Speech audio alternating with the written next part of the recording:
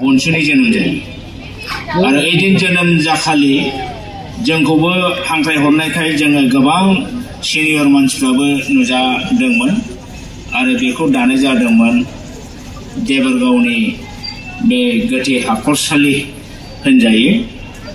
जोंनि बड'लेण्ड मुभमेन्टआव शहीद जानाय बिथांमोननि जे फोथार बानायदों बेवहायनो दानाय जादोंमोन बर' फरायसा किन्तु सेन्टिमेन्टआ हारसाबादिसो प्रमद बर'आ बुंबावदों मोनसे समाव नोंथांमोना खोनादोंना खोनायाखै जे हाग्रामा महिलारियानो माने गुबुन हारिखौ दबथायनानै जादों दा नंखायनो गुबुन हारिनोबो समान समान माने सुबिदा होनांगौ होननानै दा बियो बिटिआरखौ सालायगासिनो दं नंखायनो हारसाफ्रा समान समान माने दा जोंनिफ्राय बिसोर बांसिनसो सुबिदा लानाय दं दा दिनै बिथांनि मथेबा जोंनि बिटिसिआव 40 जनाव 70% 75% मोन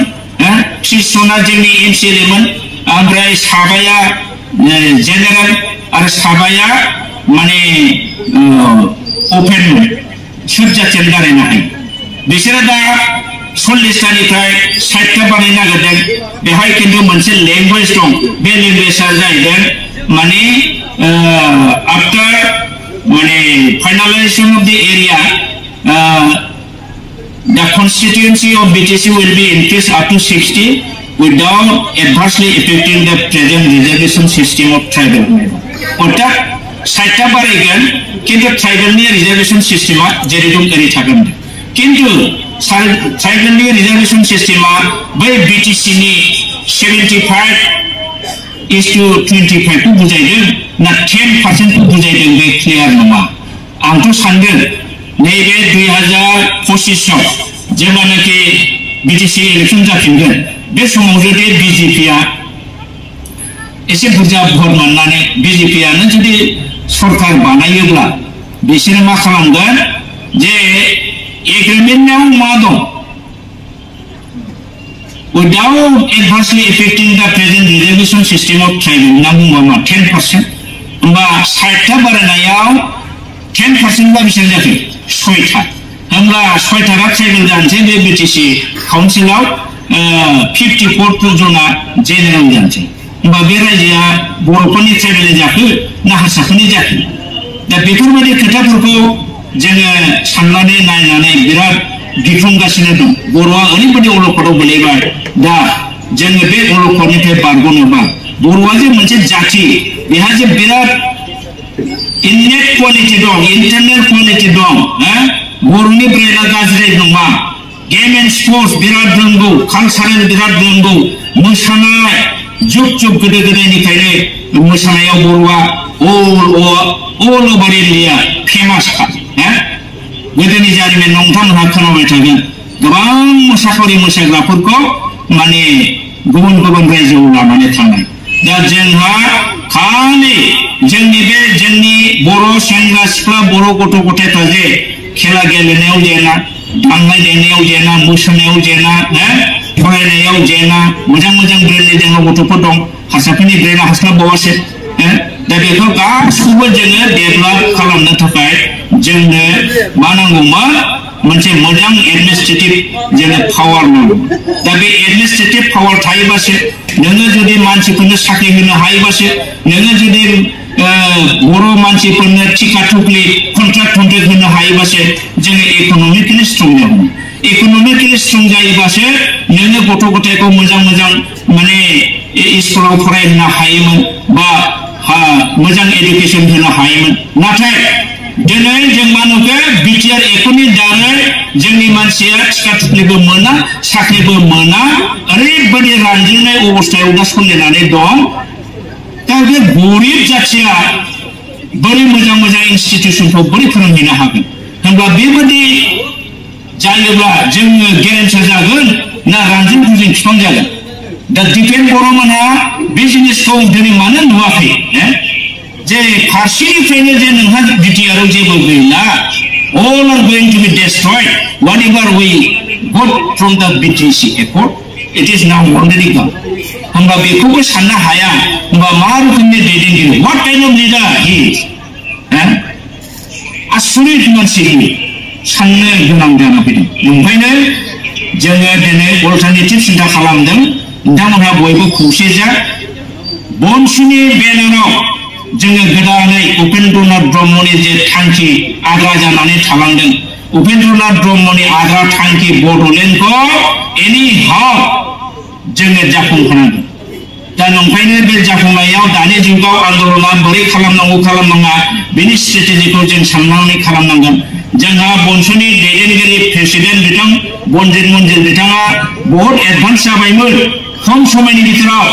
बिथाङा मिजोराम थांनानै मिजोरामनि एमपिखौ लोगो हमनानै जे बिटिसि माबाया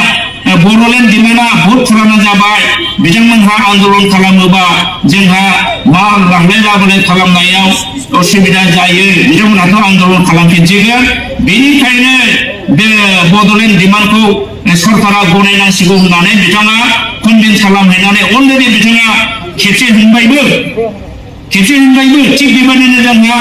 टारगेट दङ अरुणाचलाव थांनानै अरुणाचलनि एमपि सानै दं बे एमपि सानैखौबो जों बुंहोगोन त्रिपुरानिखौ बुंहोगोन गोबां बे नाइबारिं जोंनि नर्थ इस्टनि एमपिफोरखौ जुदि जोङो बुंहोजोबनो हायोब्ला जोंनि बड'लेण्ड बिनायनि सायाव माने बयनिफ्रायबो जों सापर्ट मोनोब्ला निश्चय बिजनेस जाफुंगोन। जों बेखौ मावनांगोन। दिनै खिन्थु दिपेन बर'मोनहा गभर्नमेन्टनि सिङाव हाबनानै गभर्नमेन्टनिफ्राय प्रमद बर'नि दारै जा कोटि थाखा बख'नानै मोनजायो बेखौ रानलायनानै जानायावसो बेस्ट जाथों। बहुत दिन राननानै दंमोन बिथांमोनहा 17 बोसोर ना दा जानो नागिरदों जाथोंसै बिसोरो। खिन्थु जोंनि बनसुनि रायजो बिनाय हाबाफारियाव रायजो राजाखौ बिथांमोनहा बादा होनो मोना आरो बिथांमोनहा जिहेतुकि एबसु हिसाबै सोमावसारनो हाखाला एग्रिमेन्ट जाखानाय दा बे हिसाबै बनसुनि सोमावसारनायावनो एबसु केडारफ्राबो इयुनाव बारसोमनो बाध्य जागोन। जुदि बे जाथिनि फिसाबा बर'नि फिसाबा बे बारसोमनो बाध्य जागोन। एबसु हिसाबै नंला दानिया बनसुआसो आन्दलन खालामसै नालाय रायजो बिनोसै नालाय बे खामानियाव बिसोर बारसोमबानो जाबाय बारसोमबानो सालायजेननांगौल' गारिखौ बड'लेण्ड बिनायनि जेनाखि गारि बेखौ सालायदो अजस्र मानसि बारसोमगोन। दिनै प्राइमारि कमिटियाव मोबिलाइज खालामनानै रायजोफोरनो सैथो बाथ्राखौ बुजायनानै होनायनि दायथ'खौ लानांगौ थाबैनो। बेनि उनाव नायदो बेसेबां सापर्ट मोनो नोंथांमोनहा जेसेबां सानदों बेनि बहुत बाराथा रायजो राजा सापर्ट खालामगोन। बयबो लुबैगासिनो दं बिटिसिखौ जे सिफायनानै बिटिआर खालामबाय बिटिआरनि दारै जे बर'आ धंस जाबाय जोंहा जे दा जेबो निरापत्ता गैला जायनो मोनो दाउसा मारियाखौ थिखायनाय बायदि दा बर'खौ थिखायनो नागिरगासिनो दं रायजोफोर। आरो जोंनाव दा हाथियार गंसेबो गैला होननानै मिथिगौ सारेन्डार खालामनानै एनडिएफबिआबो सेस जमा होजोबबाय गभर्नमेन्टनो माबाया असमिया बा हेमन्त बिश्व शर्माया ओरैबायदि खालामनो हागौ मोनसे समाव माने आरोबाव कमिउनेल क्लेश लाबोनो हायो सम्भावना दं। माने बर'फोरखौ सिनस्रि बुफायनानै आथिं आखाइ बुफायनानै दोनजोबथारनांसिगौ बे सान्सआवनो होननानै जोंनाव जेबो गोहो गैला बेखौ मिथिनानै कमिउनेल माने जेनाखि क्लेश बेखौ लाबोफिननो हागौ। जै बिदि जाबाय बर'आ मिथिखादो जोब्बाय। दाखालि बिटिसि सरकार दंमोन 2012आव जेब्लानाखि माने मुस्लिमफोरजों जायो बे समाव एनडिएफबिबो दं आरो बे समाव जोंहा पावारावनो दङ बिटिसिआ अब्लाबो जोङो मा अबस्था जाया बर'आ बेसेबां दै गांनाङा। दानि दिनाव जुदि दिनै बोरैबा गभर्नमेन्टआ षड़यन्त्र खालामनानै बेबादि दावरावखौ जुदि लाबोफिनोबा बर'आ गसंथानो हागोन नामा? बे डिफेन बर'आ गसंथानो हागोन नामा? इट इज माइ कुइसन। बे समाव नोङो माबोरै बर'खौ रैखा खालामगोन ना भुटानसिम होसोजानानै दानथारहैजाजोबगोन? बे स्ट्रेटेजिखौ डिफेन बर'आ सानदोंना बिथांमोना सानदोंना हेमन्त बिश्व शर्मा बिराद मोजां चिफ मिनिस्टार बे सारानो जोंखौ मावजोबगोन। आच्छा जायो हेमन्तजों लोगो जानायखौबो जों गाज्रि मोना। हेमन्तजों लोगो जानानै बिजेपिजों लोगो जानानै हायोबा दिनै जेरै मानेकि द्रौपदी मुर्मु प्रेसिडेन्ट अफ इन्डियाया कार्बि आंलं आरो डिमा हासावखौ अट'नमास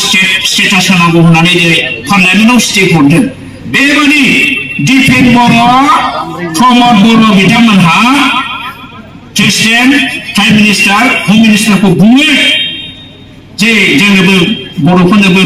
माने मिनि स्टेट होनांगौ